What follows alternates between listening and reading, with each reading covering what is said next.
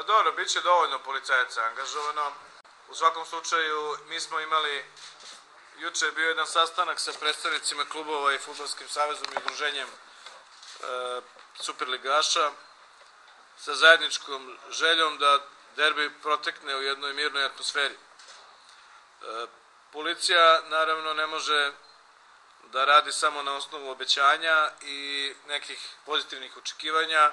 Mi uvek moramo da se spremamo naše jedinice za potpuno obezbeđivanje javnog reda i mira. To znači da će biti dovoljno naših snaga koji će se brinuti o bezbednosti na toj utakmici i naravno javnom redu i miru uopšte u gradu Beogradu i pre i posle te utakmice.